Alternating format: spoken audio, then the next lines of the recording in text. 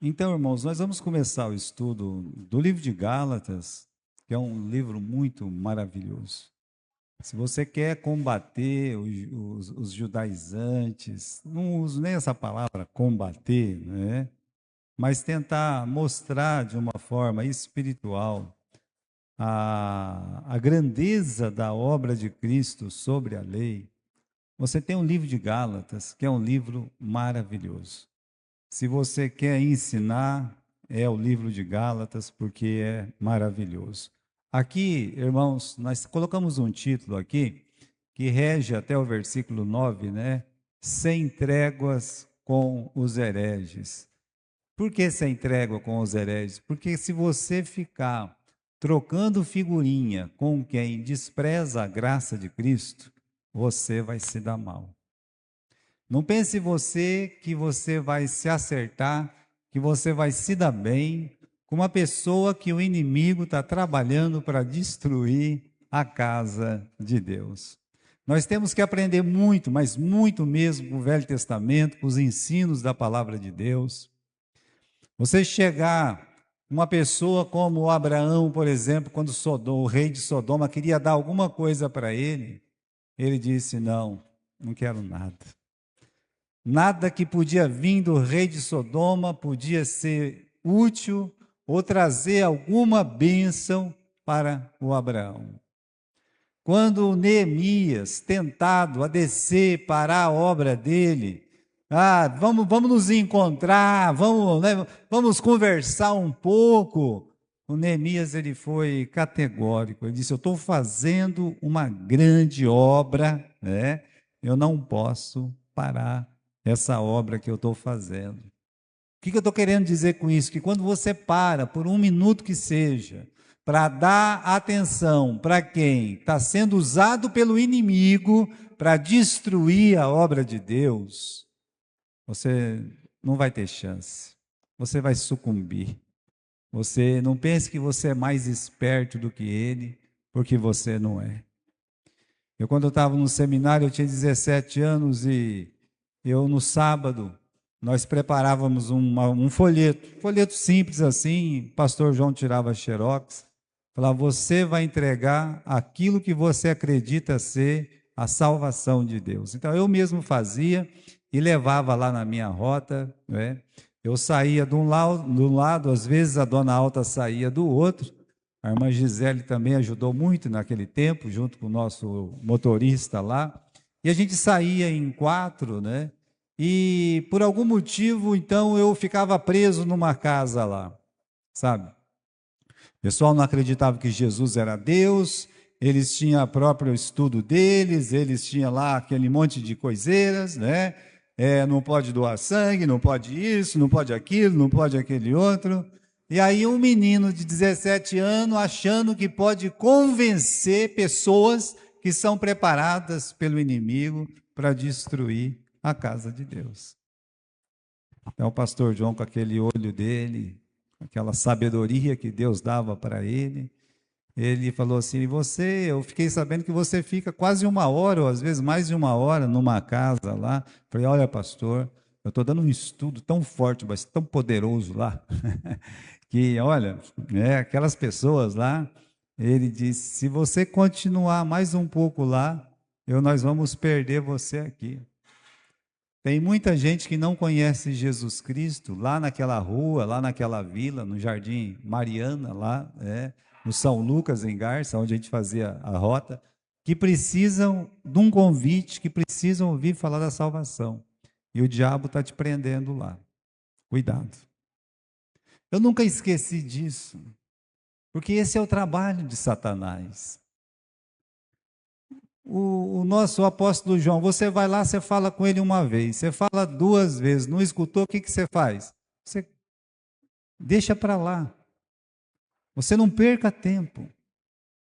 O que o apóstolo Paulo está enfrentando aqui, meus irmãos, é a grande invasão do judaísmo na igreja que ele organizou, que ele foi lá, que ele trabalhou, e ele vai sofrer por isso junto com a igreja. Mas muitas pessoas da igreja permitiram que o diabo fosse lá, mentisse, os enganasse os usurpasse da fé verdadeira em Cristo Jesus e os fizesse reféns de uma obra maligna, tirando eles da salvação da graça, levando ele pelas obras da lei. Isso é o inimigo. Então, antes de começar, não é? Aqui nós temos o começo da igreja lá, quando fala aos Gálatas, aí você pensa assim, pastor, mas eu não me lembro do apóstolo Paulo ir numa cidade chamada Gálatas. De fato, não tinha. Galácia é uma região, não é uma cidade. E naquela região da Galácia, o apóstolo Paulo ele deu o pontapé inicial, praticamente, da sua obra missionária.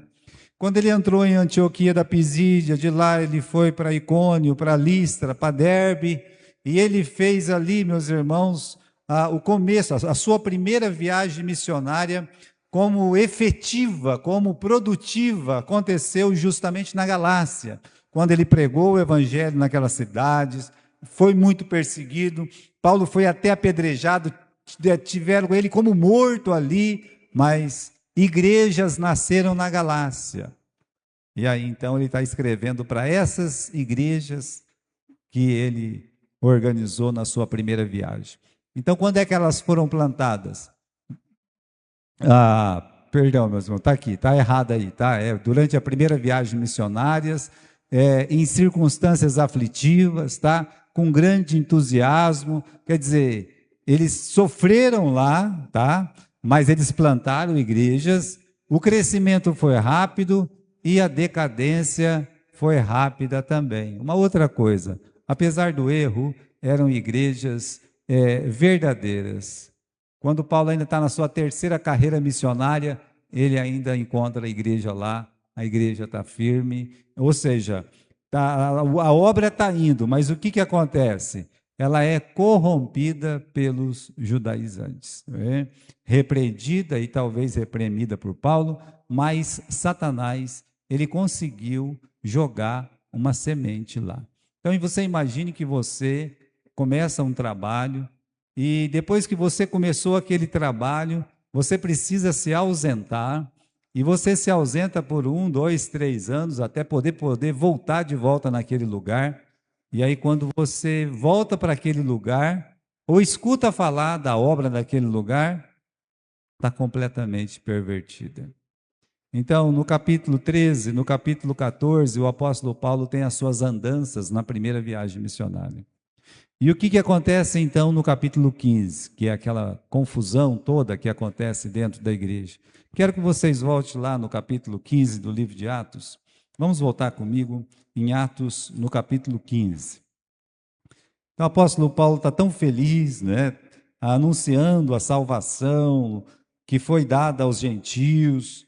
E, irmãos, a obra está prosperando. No capítulo 15, diz assim, versículo 1.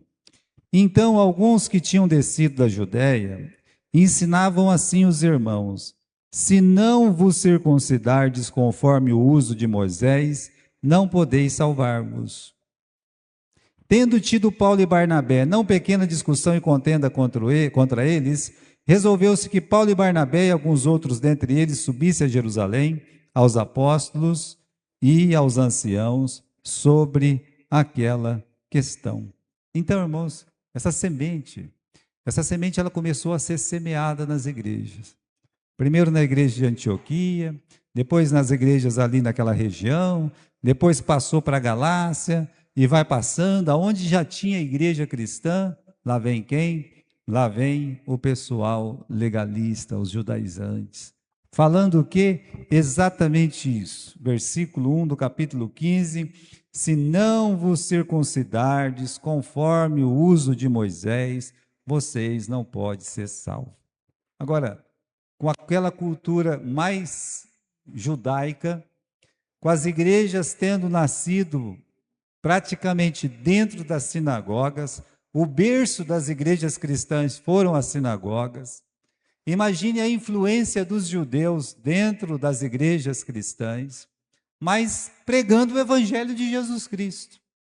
Aí vem os legalistas de Jerusalém, aonde está a nata, a primeira igreja, a igreja cristã de Jerusalém, primeira igreja cristã de Jerusalém. E lá vem os anciãos, homens dotados ali de um respeito, e eles vão passando de igreja em igreja, dizendo: olha, se vocês não se circuncidar, se vocês não praticar os usos de Moisés dentro da igreja, vocês não vão para o céu, vocês não podem se salvar. A Bíblia é clara em dizer o que estava acontecendo. Então, irmãos, o diabo ele é muito astuto. Ele planta a semente do mal. Não vá pensar que ele assim não está fazendo nada. Ele planta divisão, ele planta briga, ele planta, sabe, entre outras coisas, ele planta a falsa doutrina, ele planta o joio, ele tenta destruir a doutrina da igreja. E ele teve sucesso com os Gálatas. Infelizmente teve sucesso. Por que eu digo que ele teve sucesso? Vamos voltar lá para o livro de Gálatas, né? No livro de Gálatas diz assim no versículo 6: estou maravilhado que de tão depressa passasses daquele que vos chamou a graça de Cristo para outro evangelho. Rapaz, eu estou assustado. Eu estou pasmo, eu estou de boca aberta aqui com a facilidade que vocês deixaram a graça de Deus para ir aí para a lei. Eu estou, sabe, não acredito que essas coisas estão acontecendo, mas acontece. A cada história, irmãos, nas nossas denominações batistas mesmo, né? Logo no começo, antigamente não tinha avião, né? 1908, 1909, 1910, 1900, não tinha avião. Vocês estão lembrados do seguinte, que quem inventou o avião foi quem? Santos Dumont. Quando é que ele inventou o avião? Estão lembrados? Pertinho aí dessa data.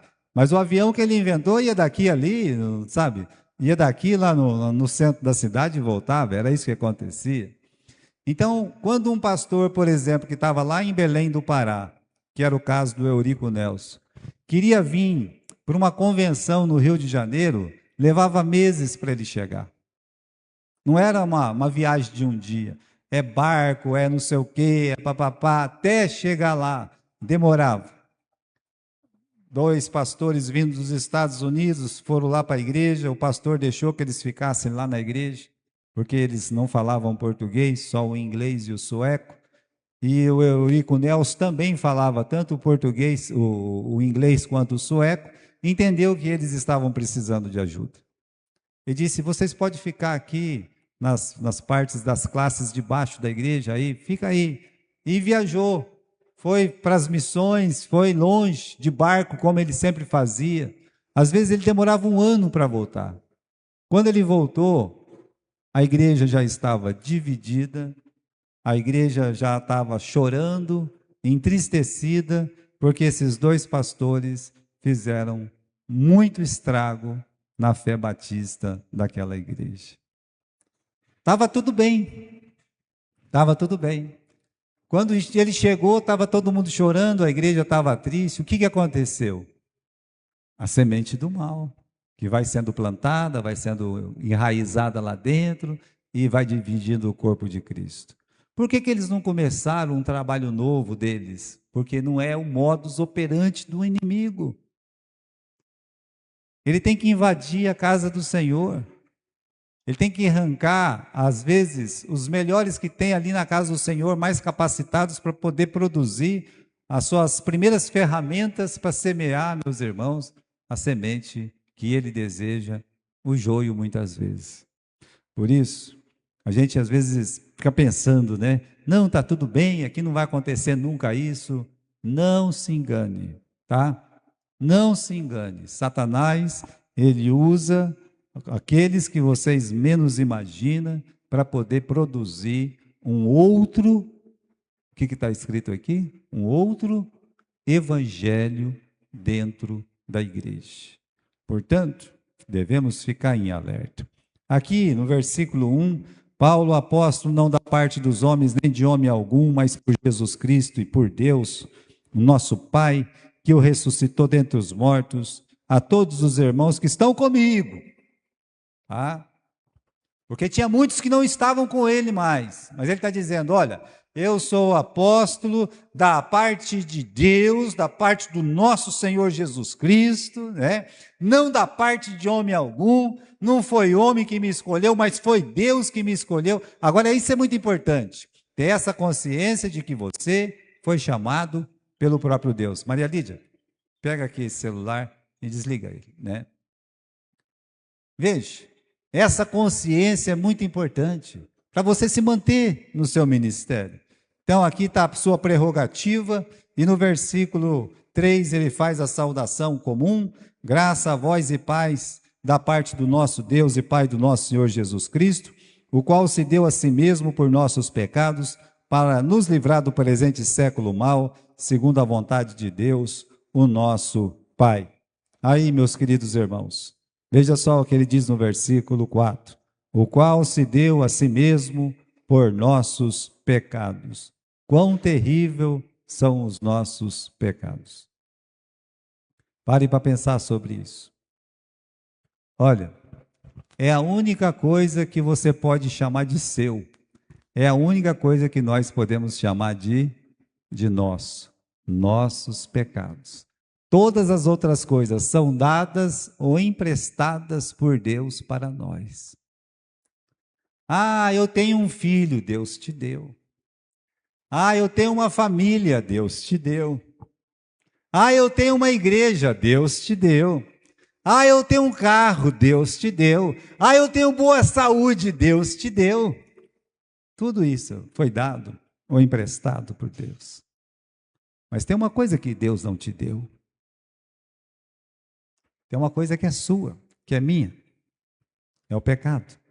Esse é nosso, autêntico. Então, todas as outras coisas nos são dadas, mas os pecados são nossos, tá? Não importa como foram cometidos, eles continuam sendo nossos. Foi o fulano que me fez pecar. É teu, não é do fulano, né? Ah, eu estava muito fraco aquele dia, não interessa, é fraco ou forte, o pecado, ele é seu. Teve ajuda? Não teve ajuda? Não tem problema, o pecado continua sendo seu. É a única coisa que você pode olhar e dizer assim: meu pecado. Meu pecado. E você tem uma outra coisa, simplesmente você não pode fazer eles deixar de existir, é ruinoso, é prejudicial. Você não pode ir lá no chuveiro e falar assim: agora eu vou me lavar dos meus pecados. Não, você não vai se lavar. Você só teve força para cometê-los, para realizá-los, para colocá-los na sua vida. Você não tem força, você não pode arrancá-los. Não tem jeito. Veja como nós precisamos de Jesus Cristo. Agora eu vou acabar com o meu pecado. Não, você pode apagar, você pode não cometer mais o pecado que você está cometendo, mas você não pode tirar eles. Eles estão ali. Só tem um jeito de tirar pecado. A palavra de Deus está dizendo aqui, olha só, no versículo 4, o qual se deu a si mesmo pelos nossos pecados. Quão maravilhosa é, meus irmãos, a ação de Jesus, o qual a si mesmo se deu por nossos pecados. Então, veja, não pegaram ele à força, vai para a cruz. Não. Esses dias eu estava vendo um vídeo, estava em 4, 5, querendo prender o camarada, não conseguiram prender o camarada, né?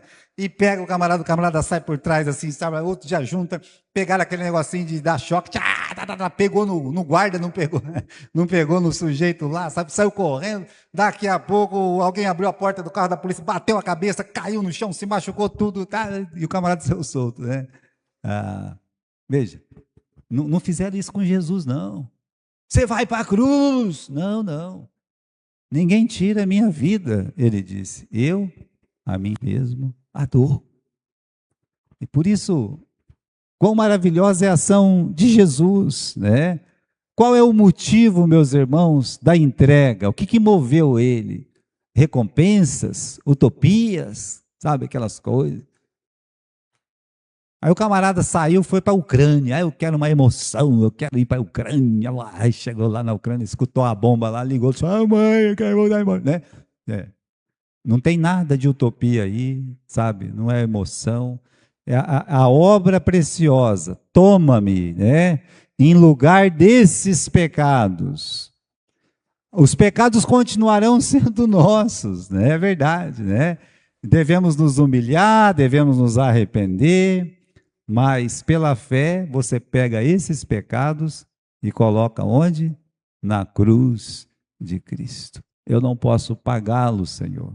Eu não posso retirá-los, mas tu podes. Lava-os com seu precioso sangue. Então, meus irmãos, por isso Paulo no versículo 4, ele diz isso, né? Vamos voltar aí no versículo 4, o qual se deu a si mesmo por nossos pecados, para quê, né? Para nos livrar desse presente século mau. Está aí, né? Veja, meus irmãos, entra um outro assunto aqui, esse presente século mau. Tem aí algumas traduções, o mundo maligno. Mas eu gosto dessa frase aqui, né? O presente século mau. Mas não foi assim que Deus criou esse mundo. Quando ele criou o mundo, a palavra de Deus diz o quê? Que era bom, que era muito bom, tá? Ali, meus irmãos, seja em seu encanto natural pela beleza, seja no humano, e Deus viu que era bom também, seja no propósito, para a honra e glória do seu santo nome. Então, assim, Deus criou um mundo bom e ele se fez maligno pelo pecado. Quando o homem pecou, ele condena-se a si mesmo, mas Deus olha e diz, maldita é a terra por causa de ti. Até hoje, meus irmãos, o mundo geme, vai continuar gemendo. Mundo preparado para dores, para tristeza. Sabe, esse mundo natural, de alguma forma, está ali. É pungente quando o mundo natural, Deus pegar, eu vou pegar as montanhas como testemunha. Não é isso que Deus fala? Então, entende-se que este mundo natural prepara-se para o pior, justamente por conta do pecado, né?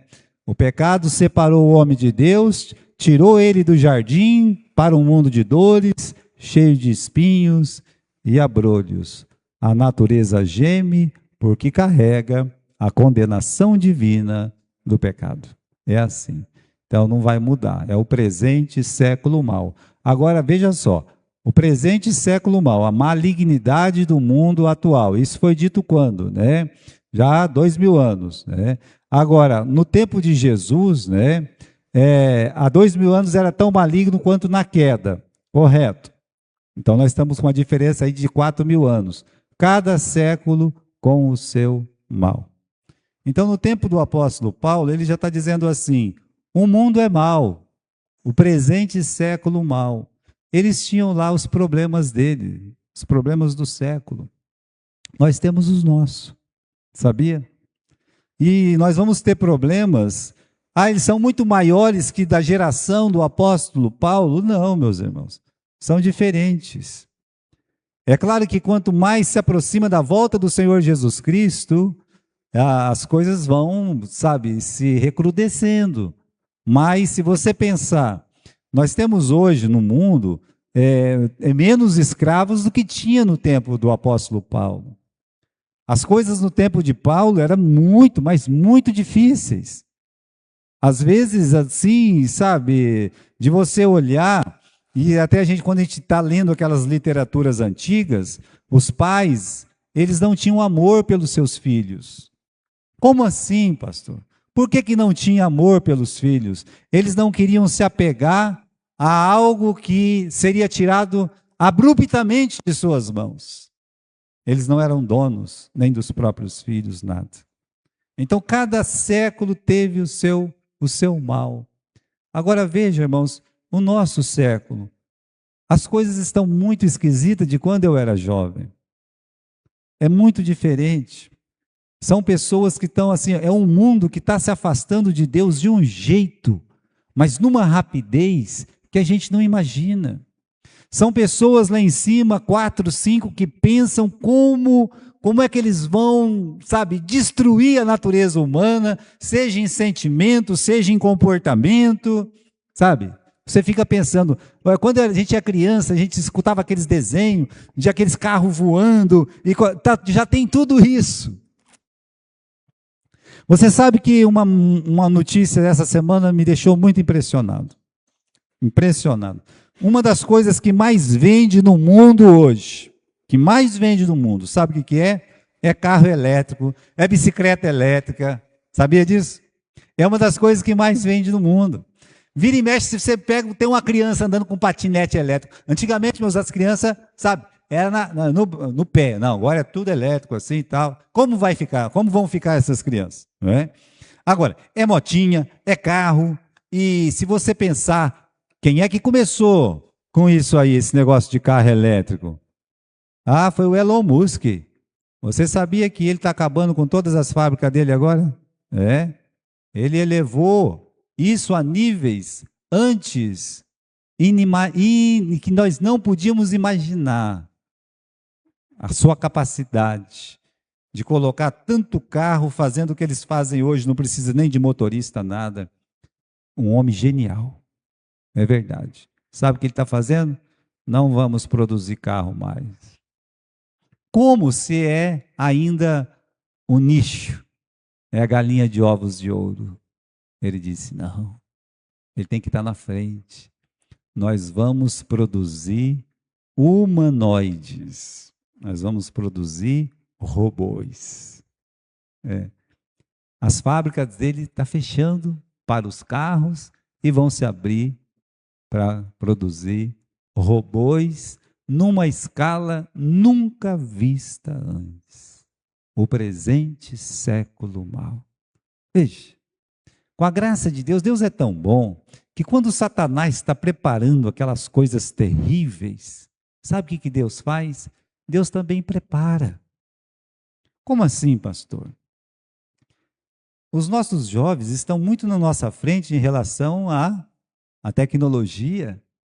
Então eles vão saber se defender, como Paulo sabia se defender, e como nós soubemos nos defender, cada geração se defendendo do presente século mal. Então, meus irmãos, sempre vai existir o século mal. O diabo, ele se dança para lá, dança para cá, mas Deus, na sua sabedoria, ele vai preparando a sua igreja para esse confronto, para que ela sobreviva, até quando? Até a volta do nosso Senhor Jesus Cristo. Até que ele volte e dê jeito em tudo. Então, meus irmãos, olha lá, né? O dever de atribuir toda a glória a Deus, no versículo 5, ao qual seja dada a glória para todos sempre. Amém. Dá glória a Deus, meus irmãos, dá glória a Deus. E a Deus toda a glória. Sabe por quê? Nem a mim, nem a outro, porque Deus não reparte a sua glória. A glória é a Deus, tá? Dar glória é o que? É reconhecer a sua presença em gratidão, a sua majestade em gratidão, a sua sabedoria em gratidão, refletir sobre misericórdia, sobre amor, sobre justiça, exaltar grandeza, graça, em ações, em palavras, agradecer em amor o que ele faz. Então, quando a gente fala de dar glória, não é você ficar berrando glória dentro da igreja, não. É um reconhecimento em palavras, em ações, sobre o que ele é e o que ele faz. Isso é dar glória a Deus. É glorificá-lo, glorificando a Deus em vossos corações, também dentro do nosso coração, através das nossas obras. Como eu sei disso? Quer comais, quer bebais, quer façais qualquer outra coisa, fazei tudo para a glória de Deus. Então, dar glória a Deus é refletir, é reconhecer a Deus nos seus atributos, dentro do nosso coração, mas no nosso andar, no nosso viver, no nosso dia a dia. É isso que é glorificar a Deus. Não é ficar berrando. Você pode berrar se você quiser, vai fazer o quê?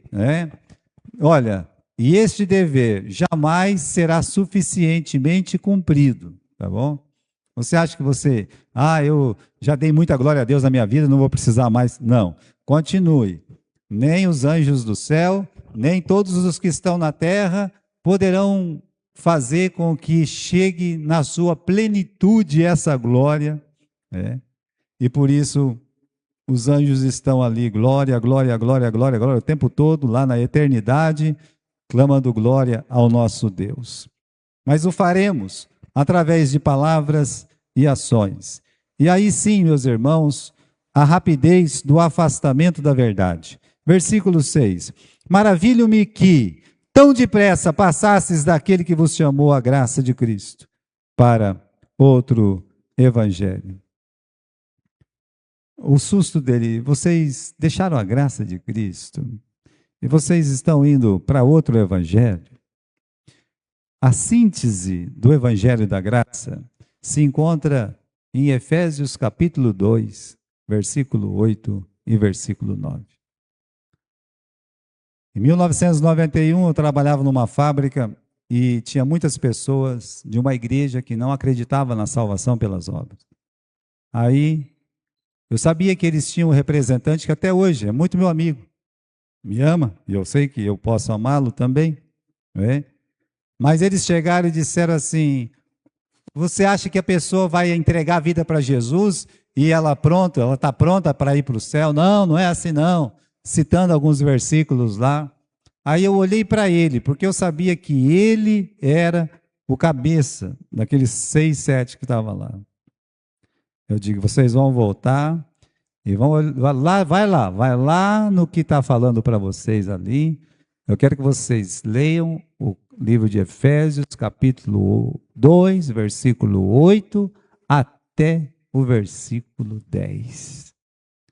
E eu quero que vocês me falem se a salvação é ou não é pela graça. Depois nós vamos continuar. Vamos parar por aqui. Primeiro vocês vão nele, tá? Nele. A gente tinha 15 minutos de parada para tomar café. Naqueles 15 minutos, foram como uma fila indiana, até chegar lá, tiveram uma reunião lá. Eu esperei um dia, esperei uma semana, esperei um mês, esperei, nunca vieram falar comigo. Nunca. Sabe por quê? Porque nada pode com a verdade, senão a própria verdade. Ou admite-se que a salvação é pela graça, o evangelho da graça, ou você está completamente fora das Escrituras. Eu passei a admirá-lo por isso, porque ele não teve resposta. Poderia ser aquela pessoa que fica lá batendo boca, teimando e coisa e tal, e muitas outras ofensas, mas não. Talvez lá no íntimo ele entendeu, a salvação, ela é pela graça de Deus. Pela graça sois salvos mediante a fé. Isso não vem de vós, é um presente de Deus. Não por obras, para que ninguém se glorie. Isso é um resumo, é a síntese do evangelho da graça de Deus. Combater isso é combater o próprio Deus. Então, quem é que pode ir contra a verdade de Deus? E aí o apóstolo Paulo, estupefado aqui, maravilho-me de que tão depressa passasseis daquele que vos chamou a graça de Cristo para outro evangelho. Quando ele fala daquele, está falando do evangelho, o verdadeiro evangelho, que Jesus Cristo morreu, foi sepultado, ressuscitou no terceiro dia, hoje está lá à direita de Deus Pai. Por que toda essa obra? Por que todo esse manifesto? Para que o nosso pecado fosse tirado. Somos salvos, resgatados pelo sangue do Senhor Jesus Cristo. Isso coloca a glória para Ele e tira toda a glória humana. Então, meus irmãos, pergunta-se, eles tinham motivos para se afastar da verdade? Não, não tinham motivos. Foram evangelizados por Paulo. Paulo fez certeza de voltar lá, reafirmá-los na fé, instruir líderes capazes. Então Paulo não foi lá só, ele foi lá, colocou pessoas responsáveis, nomeou pessoas, falou assim, olha, vocês vão continuar pregando o evangelho da graça, né? Aquele lugar, meus irmãos, na Galácia, nasceu Timóteo. Timóteo surgiu daquelas primícias. Então, eles não tinham motivos de se afastar da verdade. Mas o afastamento foi rápido, né? Como a gente viu em Atos 15, as coisas mudam na rapidez de um suspiro, né? Olha a palavra A. Ha! Isso é o rico. Ele olha lá para a conta bancária dele, ha! Né? Ele olha para o grande carro que ele comprou, ha! Né? Aí você tem aqui o A de tristeza. Né? Poxa vida, está doente? Está com fome? Né? São as mesmas palavras. É muito rápido, né? É muito fácil a mudança. É só trocar o H de lugar e você tem uma mudança muito rápida. Uma igreja não é diferente. As coisas podem mudar muito rápido. Pode-se nascer um espírito de insatisfação tremendo. Um escritor brasileiro, não me lembro se é o Carlos Drummond, né? Mas ele escreveu uma vez, eu já contei aqui para vocês, o cego entrou no trem. Era tipo um metrô. Ia sair assim. Né? Entrou no trem, pegou o cajadinho dele lá, entrou lá. E o camarada olhou e disse, rapaz, você acredita que não tem luz nesse trem? Falou para o cego. Não tem luz? Não, estamos no escuro, né? Vamos fazer essa viagem aqui no escuro. Ah, o cego se levantou, bravo, bateu o olho, pá, que negócio é esse que não tem luz? A gente paga a passagem aqui, não tem luz aqui nesse trem, nesse metrô, abaixa o prefeito, abaixa o metrô, abaixa... Começou a revolta, sabe? Começaram a quebrar tudo, arrebentaram todo o trem, foi aquela bagunça toda. Quando chegou lá na ponta, a polícia já estava lá, para pegar os baderneiros. Aí, o que aconteceu? O pessoal está revoltado por quê? Né? Está revoltado porque não tem luz no trem. Quem que começou isso? Um cego. Um cego? Mas como pode isso? Pois é. Veja, irmãos, a igreja ela pode virar de ponta cabeça rapidamente. Um ensino falso, um descontentamento, pessoas pirracentas, e aí vai. Então a gente tem que ter cuidado, muito, mas muito cuidado. O afastamento foi rápido, muito rápido. Entraram sorrateiramente, né? Falando de Moisés, da lei, você tem que se circuncidar. Rapaz, você tem que guardar o sábado, rapaz, né? Rapaz, olha, você não pode comer isso, não pode vestir aquilo, não pode não sei o quê, não pode não sei o que lá, e coisa e tal. Isso, como o apóstolo Paulo fala em Colossenses, sabe, quando você começa a falar coisas assim, né? Essa que é uma igreja verdadeira, né? Aí ele fala assim, lá no livro de Gálatas, vamos comigo lá em Colossenses, né? Porque Paulo ele é muito feliz, né? Ele diz o seguinte,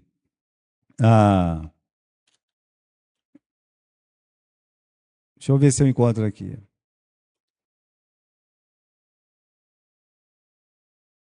Versículo 8, olha lá. Tende cuidado, né? Capítulo 2, versículo 8 de Colossenses. Ninguém vos faça presa sua por meio de filosofias, vãs sutilezas, segundo a tradição dos homens, segundo o rudimento do mundo, e não segundo a Cristo, né? Aí no versículo 20 ele fala, versículo 21, né? Não toques, não proves, não manuseis, as quais coisas todos perecem pelo uso, segundo preceitos e doutrina dos homens, as quais têm, na verdade, alguma aparência de sabedoria, em devoção voluntária, humilde, em disciplina do corpo. O que ele fala depois? Mais o quê? Não tem valor nenhum.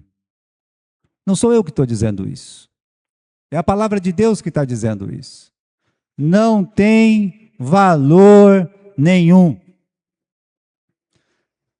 Os judeus estão edificando o templo, os judeus vão voltar a fazer o sacrifício. Não tem valor nenhum. Cristo já foi crucificado.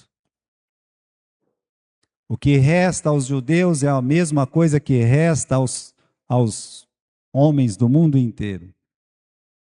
Crê no Senhor Jesus Cristo e será salvo, tu e a tua casa. Pronto. Passa a régua, essa é a lei para todos os homens. Então, irmãos, foi um afastamento rápido, né? Facilmente o inimigo muda a cabeça das pessoas. Vamos terminar aqui. Gálatas capítulo 1, versículo 7. O qual não é outro evangelho, mas tem alguns que vos inquietam e querem transtornar o evangelho de Cristo, tá? Daí, meus irmãos, não tem outro evangelho. Isso aí é uma invenção, isso é uma mentira, isso é uma semente do mal, isso é o joio, tá? Então, eles querem transtornar o evangelho de Cristo. Então, é prático de Satanás fazer isso. É coisa mais linda, mais maravilhosa do que o evangelho do Senhor Jesus Cristo. Aí o diabo vem, vira de ponta cabeça, vira no avesso, né? Acaba com o evangelho. A igreja do nosso Senhor Jesus, dos santos, último dia. Olha, que nome bonito, que nome lindo. Tem o nome de Jesus, tem o nome de santo, tem nome, sabe? Tudo que você imagina tem lá. Só não tem Bíblia, só não tem verdade, só não tem Cristo, só não tem salvação. Mas o nome é bonito, é bonito. Os corais mais lindos, lindos. Mas não tem salvação. Porque onde não tem Jesus como único e suficiente Salvador, não existe salvação. Não é outro evangelho, não tem outro evangelho, só tem um evangelho. Não tem dois, não tem três, só tem um. A imitação do evangelho, uma semente adulterada. Olha, se eu como banana, eu como de má vontade, que é a fruta que eu mais gosto, banana. Como eu gostava de banana. E lá no fundo do quintal da minha casa, tinha pé de poncã, pé de laranja, banana verdadeira, banana. É. Hoje, se você planta um pé de banana, não tem o gosto da banana que tinha há 30, 40 anos atrás. Por quê? Pois é, a semente foi o quê? Adulterada. Adulterada. Mas já pensou aquelas bananas? Então, o diabo conseguiu acabar até com a banana. Esse Satanás é terrível, né? Veja, adulterou. Paulo diz, não existe outro evangelho, né? Evidentemente, algumas pessoas estão causando esse problema, tentando distorcer o evangelho de Cristo, ou seja, é problema, é distorção da verdade. Então, você não pode olhar e dizer, o evangelho é uma reivindicação minha. Não. O evangelho é o evangelho de Cristo. Você só pode admiti-lo, recusá-lo, ou fazer como eles estão fazendo aqui, adulterá-lo. Por isso, Paulo, ele se entrega com os hereges. Versículo 8. Mas ainda que nós mesmos, ou um anjo do céu, vos anuncie outro evangelho, além do que já vos tenho anunciado, seja anátema. Assim como já dissemos, agora também eu vou-lo digo, se alguém anunciar outro evangelho, além do que já recebestes, seja anátema. Ele repete a mesma coisa no versículo 8 e no versículo 9. Eu repito, se alguém anunciar outro evangelho, além do que vocês receberam, seja amaldiçoado. Anátema. É maldito. Sem trégua. Mas esses são membros da igreja de Jerusalém. Esses são membros da igreja da Galácia. Seja anátema. Seja anátema. A informação errada leva para o lugar errado. Mata. O evangelho falso condena as pessoas para o inferno. Lembra daquela historinha que o Spurgeon contava? O camarada entrou nessas igrejas erradas aí, que falavam de um evangelho falso, mentiroso. E ele estava todo feliz naquela igreja, muito dedicado e tal. E não falava de Jesus, mas era evangelho. Né? Usava até a Bíblia. Ele comprou a maior que tinha para ir na igreja e tal. Até virou um pregador depois também. Mas então o pastor morreu e passou alguns anos, ele também morreu. E quando ele morreu, para seu susto, abriu o olho e estava no inferno. Lá estava o diabo lá com o garfão lá. Ah, demorou, mas chegou, é? Ah. E ele então, mas o que eu estou fazendo aqui? Eu estava na igreja, eu tinha uma Bíblia grande. Não, você está aqui porque você não entregou sua vida a Jesus. Você não tem salvação. Sem Cristo, sem salvação é aqui comigo, né? Ou Cristo ou eu, você me escolheu. Então você está aqui no seu lugar. Vai queimar eternamente, né? E aí, irmãos, ele ficou muito revoltado. Ficou revoltado, ele chegou, tinha uma fila enorme assim, todas as pessoas lá no inferno com a cabeça baixa, muito baixa, né? Assim. Aí ele chegou, começou a levantar. Não é esse? Levantava a cabeça de outro, não é esse? Levantava a cabeça de outro, não é esse, não é esse, não é esse, não é esse. Aí então um dos demônios se irritou. Ei, o que você está pensando? O que você está fazendo aqui? Né? Eu digo é o seguinte, se eu estou aqui, o pastor que pregou o evangelho errado para mim também está. Né? Porque eu acreditei nele. E ele, com aquele falso evangelho, me trouxe para o inferno. Então é uma historinha que ele contava, mas veja a verdade profunda. Se você é ensinado a não crer em Cristo como único e suficiente Salvador, é o inferno. Porque só uma pessoa só vai para o céu se ela crê em Cristo, só vai viver eternamente com Deus se ela crê em Cristo. Não tem outro jeito. Eu sou o caminho, a verdade e a vida. Agora, não tenha tréguas com pessoas que ensinam um falso evangelho. Não tenha. Eu, na verdade, não tenho nem paciência, mano. Lembra, eu tive um problema lá com um sabatista. Tive aqui na igreja também, mas lá no Morumbi, o camarada foi insistente. Eu tive que chamar a atenção dele, dizer, meu amigo, hoje é sábado. Hoje era para você estar lá no meio das pessoas que acreditam nesse tipo de evangelho que vocês pregam. O que você está fazendo aqui? Me diga. E se levantar na hora do culto para falar uma bobagem dessa. A porta está aqui, vá para a sua igreja. Fique com os seus. Aí, o senhor é muito bruto. Não, irmãos, não sou bruto, não. Até tive muita paciência. Mas se a pessoa falar, o senhor estava, é lá 24 de dezembro. Ó, descer que você encontra. Vá lá. Você abrir mão e começar a escutar, deixar que essas pessoas ensinam, você vai fazer um mal muito grande para a obra de Deus. Muitas pessoas vão deixar de ser salvas. Prega, não sabe pregar direito? Prega o que você sabe.